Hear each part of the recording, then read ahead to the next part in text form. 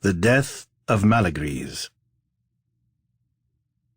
At the hour of interlunar midnight, when lamps burned rarely and far apart in Suzerain, and slow-moving autumn clouds had muffled the stars, King Gediron sent forth into the sleeping city 12 of his trustiest mutes. Like shadows gliding through oblivion, they vanished upon their various ways, and each of them, returning presently to the darkened palace, led with him a shrouded figure no less silent and discreet than himself.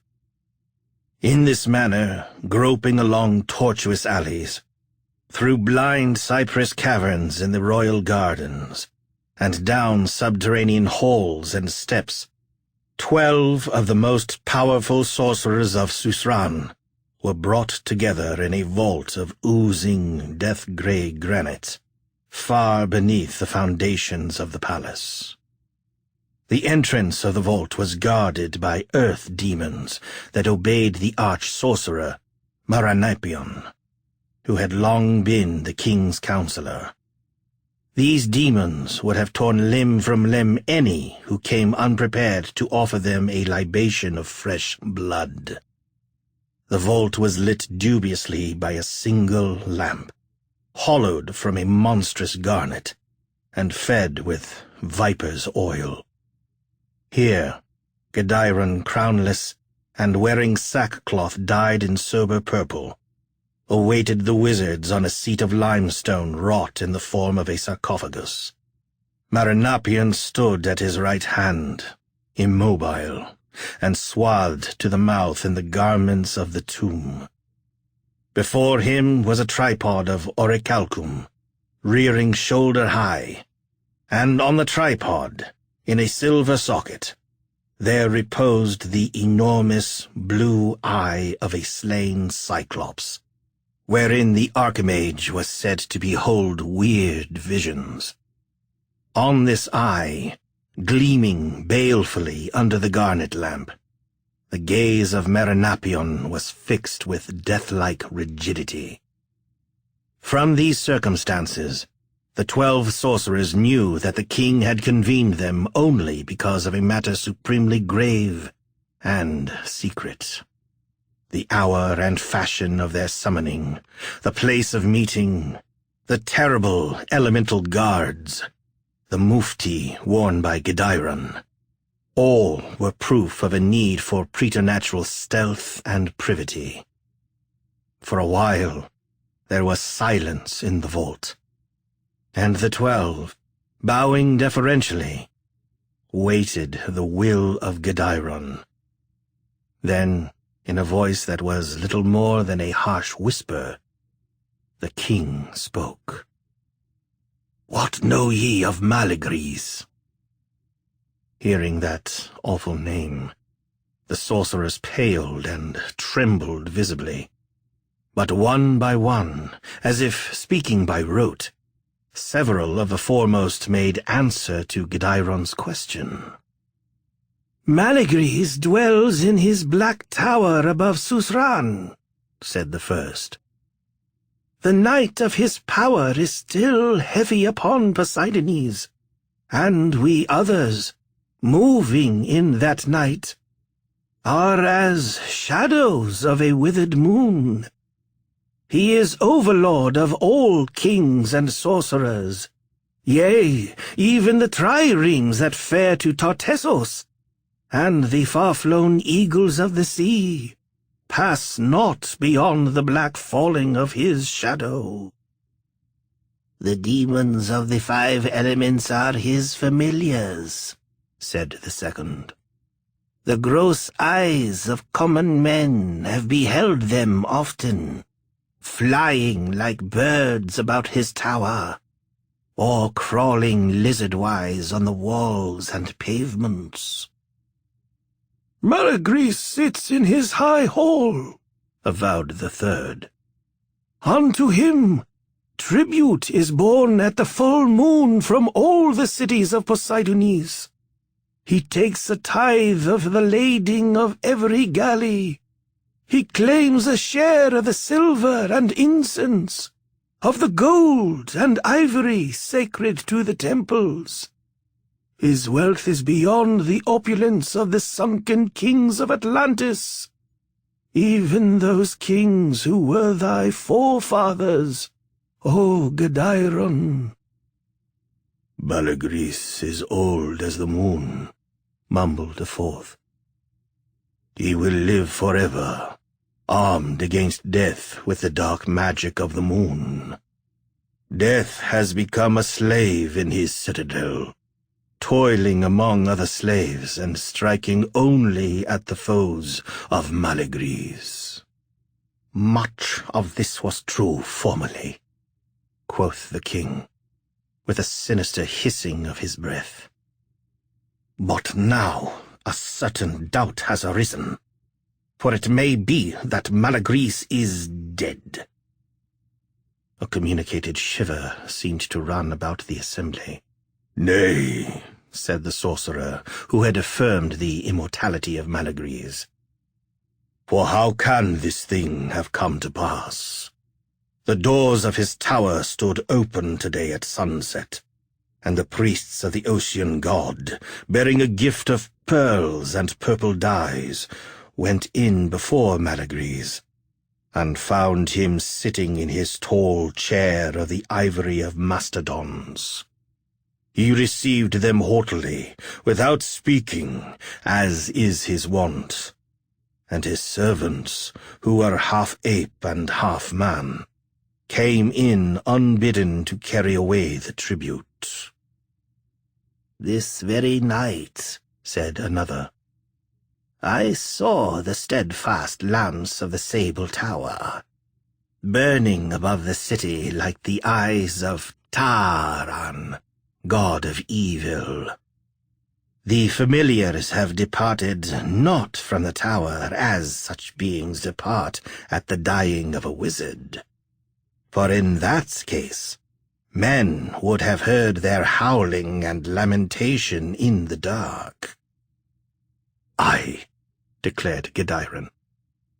"Men have been befooled ere this, and Malygris was ever the master of eluding shows, of feints and beguilements. But there is one among us who discerns the truth.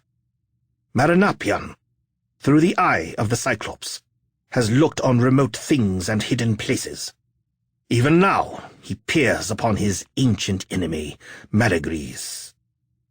Marinapion, shuddering a little beneath his shroud-like garments, seemed to return from his clairvoyant absorption.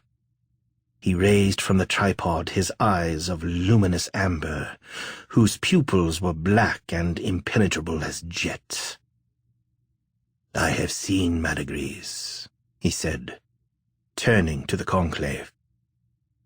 "Many times I have watched him thus, thinking to learn some secret of his close-hidden magic.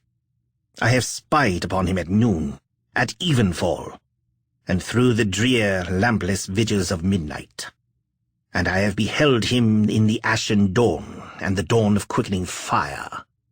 But always he sits in the great ivory chair, in the high hall of his tower, frowning as if with meditation, and his hands clutch always the basilisk-carven arms of the chair, and his eyes turn evermore, unshutting, unblinking, toward the orient window and the heavens beyond, where only high-risen stars and clouds go by. Thus have I beheld him, for the space of a whole year and a month, and each day I have seen his monsters bring before him vessels filled with rare meat and drink, and later they have taken away the vessels untouched, and never have I discerned the least movement of his lips, nor any turning or tremor of his body. For these reasons, I deem that Malygris is dead, but by virtue of his supremacy in evil and in art magical, he sits defying the worm, still undecayed and incorrupt, and his monsters and his familiars attend him still, deceived by the lying appearance of life, and his power, though now an empty fraud, is still dark and awful upon Poseidonis. Again, following the slow, measured words of Maranapian, there was silence in the vault. A dark, furtive triumph smoldered in the face of Gedairon, on whom the yoke of Malygris had lain heavily, irking his pride. Among the 12 sorcerers, there was none who wished well to Malygris, nor any who did not fear him, and they received the annunciation of his demise with dreadful, half-incredulous joy. Some there were who doubted, holding that Maranapian was mistaken, and in the faces of all, as in somber mirrors, their awe of the Master was still reflected. Maranapian, who had hated Malygris above all others, as the one warlock whose art and power excelled his own, stood aloof and inscrutable, like a poising vulture. It was King Gedairon who broke the gravid silence. "Not idly have I called ye to this crypt, O sorcerers of Suzran, for a work remains to be done. Verily, shall the corpse of a dead necromancer tyrannize over us all? There is mystery here, and a need to move cautiously, for the duration of his necromancy is yet unverified and untested. But I have called ye together in order that the hardiest among ye may take counsel with Maranapian, and aid him in devising such wizardry as will now expose the fraud of Malygris, and evince his immortality to all men, as well as to the fiends that follow him still, and the ministering monsters." A babble of disputation rose, and they who were most doubtful of this matter, and feared to work against Malygris in any fashion, begged Gedairon's leave to withdraw. In the end, there remained 7 of the 12. Swiftly, by dim and covert channels, on the day that followed, the death of Malygris was bruited throughout the Isle Poseidonis. Many disbelieved the story, for the might of the wizard was a thing seared as with hot iron on the souls of them that had witnessed his thaumaturgies. However, it was recalled that during the past year, few had beheld him face to face, and always he had seemed to ignore them, speaking not, and staring fixedly through the tower window, as if intent on far things that were veiled to others. During that time, he had called no man to his presence, and had sent forth no message, no oracle or decree, and they who had gone before him were mainly bearers of tribute, and had followed a long-established custom. When these matters became generally known, there were some who maintained that he sat thus in a long swoon of ecstasy or catalepsy, and would awaken therefrom in time. Others, however, held that he had died, and was able to preserve the deceitful aspect of life through a spell that endured after him. No man dared to enter the tall, sable tower, and still the shadow of the tower fell athwart Suzran, like the shadow of an evil gnomon moving on some disastrous dial. And still the umbrage of the power of Malygris lay stagnant, as the tomb's night on the minds of men. Now, among the 5 sorcerers who had begged Gedairon's leave to depart, fearing to join their fellows in the making of wizardry against Malygris, there were 2 that plucked heart a little afterward, when they heard from other sources a confirmation of the vision beheld by Maranapian through the Cyclops' eye. These 2 were brothers, named Nigon and Fustiles, feeling a certain shame for their timidity, and desiring to rehabilitate themselves in the regard of the others, they conceived an audacious plan. When night had again fallen upon the city, bringing no moon, but only obscure stars and the scud of sea-borne clouds. Nigon and Fuselies went forth through the darkened ways, and came to the steep hill at the heart of Suzerain, whereon, in half-immemorial years, Malygris had established his grim citadel. The hill was wooded with close-grown cypresses, whose foliage, even to the full sun, was black and somber, as if tarnished by wizard fumes.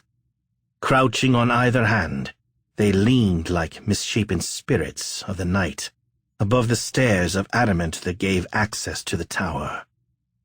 Nigon and Fuselies, mounting the stairs, cowered and trembled when the bows swung menacingly toward them in violent gusts of wind. They felt the dripping of heavy sea dews, blown in their faces like a spittle of demons. The wood, it seemed, was full of execrably sighing voices, and weird whimpers and little moanings as of imp children astray from satanic dams. The lights of the tower burned through the waving boughs, and seemed to recede unapproachably as they climbed. More than once, the two regretted their temerity.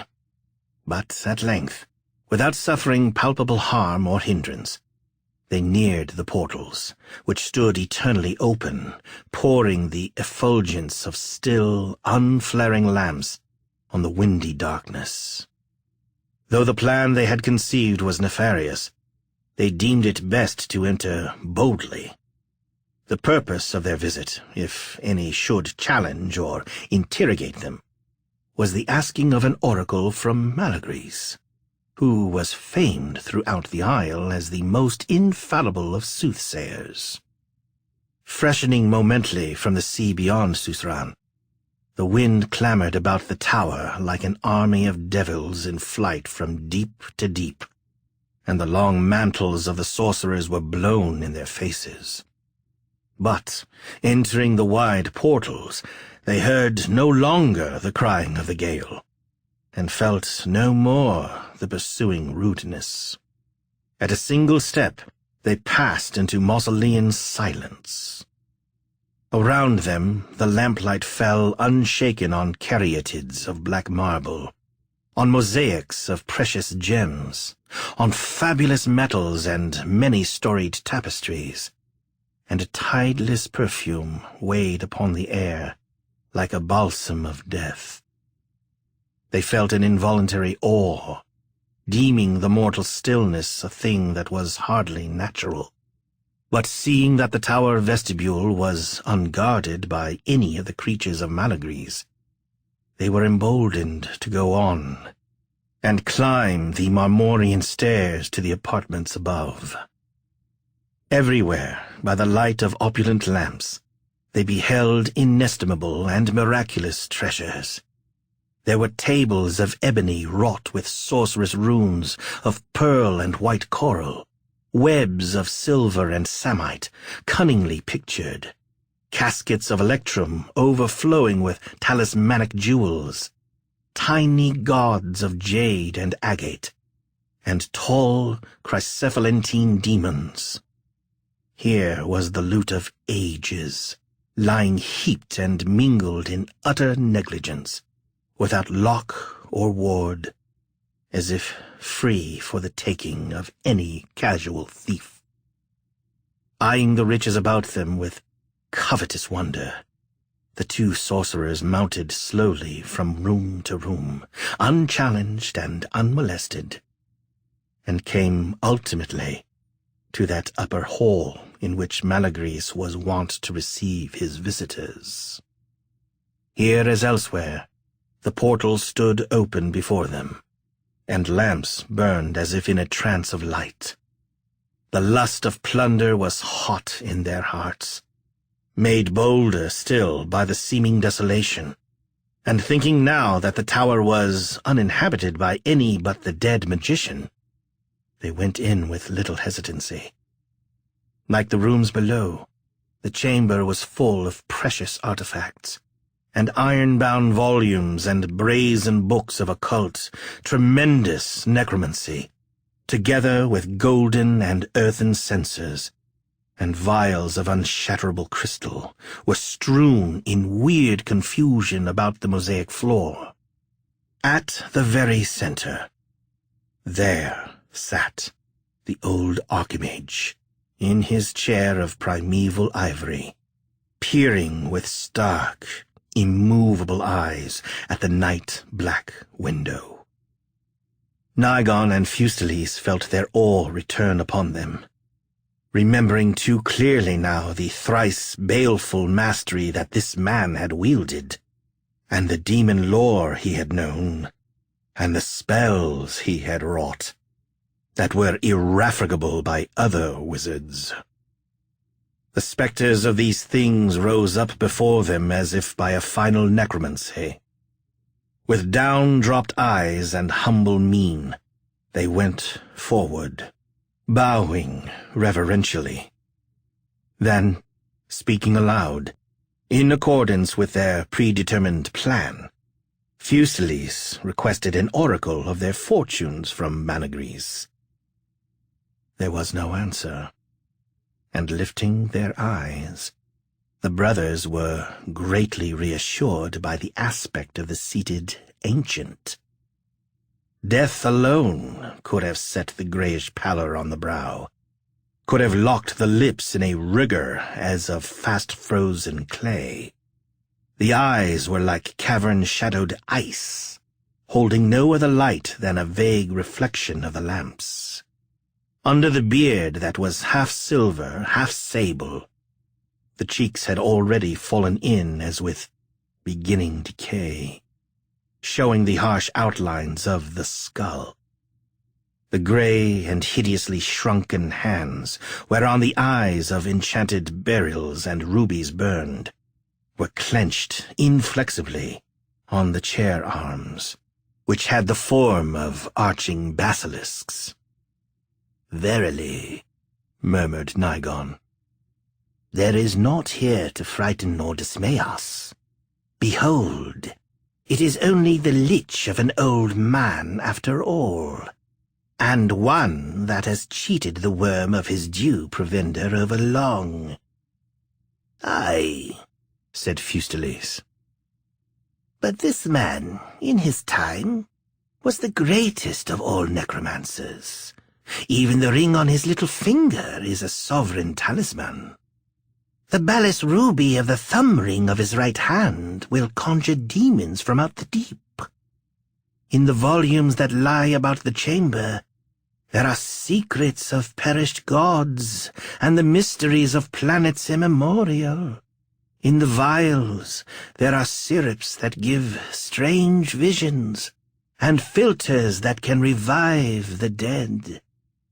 Among these things, it is ours to choose freely." Nigon, eyeing the gems greedily, selected a ring that encircled the right forefinger with the 6-fold coils of a serpent of orichalcum, bearing in its mouth a beryl shaped like a griffin's egg. Vainly, however, he tried to loosen the finger from its rigid clutch on the chair arm, to permit the removal of the ring. Muttering impatiently, he drew a knife from his girdle and prepared to hew away the finger. In the meanwhile, Fuselice had drawn his own knife as a preliminary before approaching the other hand. "Is thy heart firm within thee, brother?" he inquired in a sort of sibilant whisper. "If so, there is even more to be gained than these talismanic rings. It is well known that a wizard who attains such supremacy as Malygris undergoes by virtue thereof a complete bodily transformation, turning his flesh into elements more subtle than those of common flesh. And whoso eats of his flesh, even so much as a tiny morsel, will share thereafter in the powers owned by the wizard." Nigon nodded as he bent above the chosen finger. "This, too, was in my thoughts," he answered. Before he or Fuselies could begin their ghoulish attack, they were startled by a venomous hissing that appeared to emanate from the bosom of Malygris. They drew back in amazement and consternation, while a small coral viper slid from behind the necromancer's beard and glided swiftly over his knees to the floor like a sinuous rill of scarlet.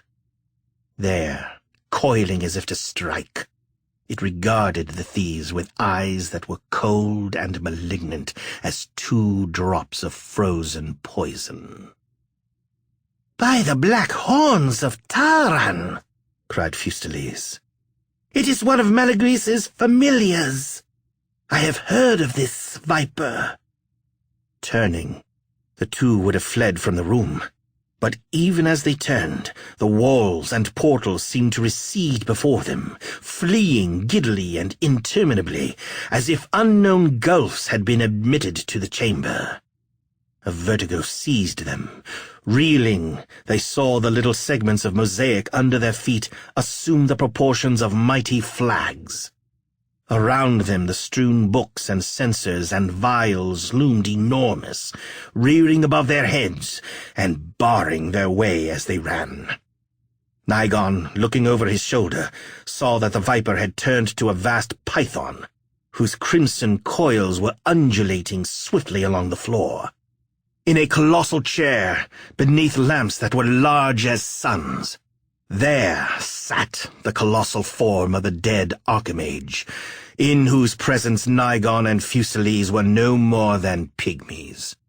The lips of Malygris were still immobile beneath his beard, and his eyes still glared implacably upon the blackness of the far window.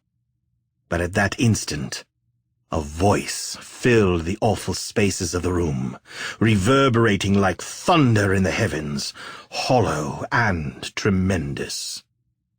"Fools! Ye have dared to ask me for an oracle, and the oracle is death!" Nigon and Fuselies, knowing their doom, fled on in a madness of terror and desperation. Beyond the towering thuribles, the tomes that were piled like pyramids, they saw the threshold in intermittent glimpses, like a remote horizon. It withdrew before them, dim and unattainable. They panted as runners pant in a dream. Behind them, the vermilion python crawled, and overtaking them as they tried to round the brazen back of a wizard volume, it struck them down like fleeing dormice. In the end, there was only a small coral viper that crept back to its hiding place in the bosom of Malygris. Toiling by day and night in the vaults under the palace of Gedairon, with impious charms and unholy conjurations and fouler chemistries, Maranapion and his 7 coadjutors had nearly completed the making of their sorcery. They designed an involtuation against Malygris that would break the power of the dead necromancer by rendering evident to all the mere fact of his death. Employing an unlawful Atlantean science, Maranapion had created living plasm with all the attributes of human flesh, and had caused it to grow and flourish, fed with blood.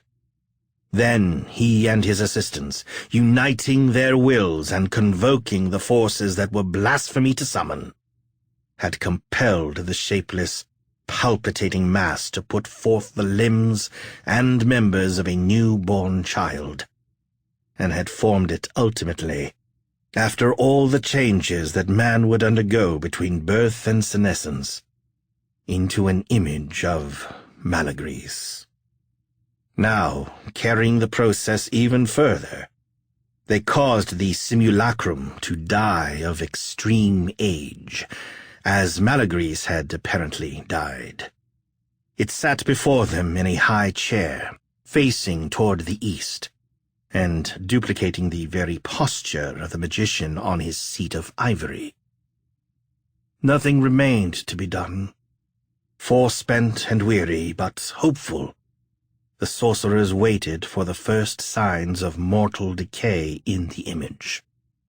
If the spells they had woven were successful, a simultaneous decay would occur in the body of Malygris, incorruptible heretofore. Inch by inch, member by member, he would rot in the adamantine tower. His familiars would desert him, no longer deceived, and all who came to the tower would know his mortality. And the tyranny of Malygris would lift from Suzerain, and his necromancy be null and void as a broken pentacle in sea-girt Poseidonis. For the first time since the beginning of their invultuation, the 8 magicians were free to intermit their vigilance without peril of invalidating the charm. They slept soundly, feeling that their repose was well earned. On the morrow they returned, accompanied by King Godiron, to the vault in which they had left the plasmic image. Opening the sealed door, they were met by a charnel odor, and were gratified to perceive in the figure the unmistakable signs of decomposition. A little later, by consulting the Cyclops' eye, Marinapion verified the paralleling of these marks in the features of Malygris. A great jubilation, not unmingled with relief, was felt by the sorcerers and by King Godiron. Heretofore, not knowing the extent and duration of the powers wielded by the dead master, they had been doubtful of the efficacy of their own magic. But now, it seemed, there was no longer any reason for doubt. On that very day it happened that certain seafaring merchants went before Malygris to pay him, according to custom, a share of the profits of their latest voyage. Even as they bowed in the presence of the master, they became aware, by sundry disagreeable tokens, that they had borne tribute to a corpse. Not daring even then to refuse the long-exacted toll, they flung it down and fled from the place in terror. Soon, in all Suzerain, there was none who doubted any longer the death of Malygris, and yet, such was the awe he had wrought through many lustrums, that few were venturous enough to invade the tower, and thieves were wary, and would not try to despoil its fabled treasures. Day by day, in the blue, monstrous eye of the Cyclops, Marinapion saw the rotting of his dreaded rival, and upon him presently there came a strong desire to visit the tower, and behold, face to face, that which he had witnessed only in vision. Thus alone would his triumph be complete. So it was that he and the sorcerers who had aided him, together with King Godiron, went up to the sable tower by the steps of adamant, and climbed by the marble stairs, even as Nigon and Fustelés before them, to the high room in which Malygris was seated. But the doom of Nigon and Fustelés, being without other witness than the dead, was wholly unknown to them.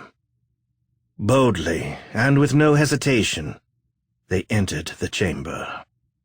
Slanting through the western window, the sun of late afternoon fell goldenly on the dust that had gathered everywhere.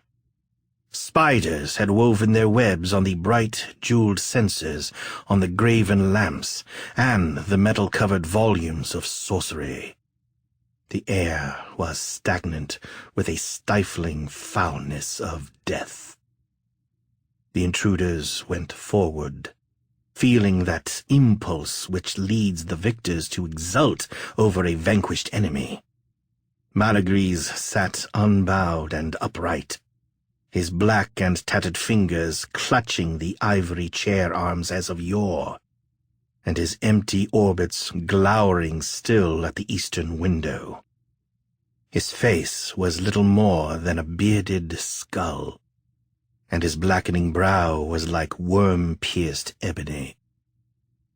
"O Malygris, I give thee greeting," said Marinapion in a loud voice of mockery.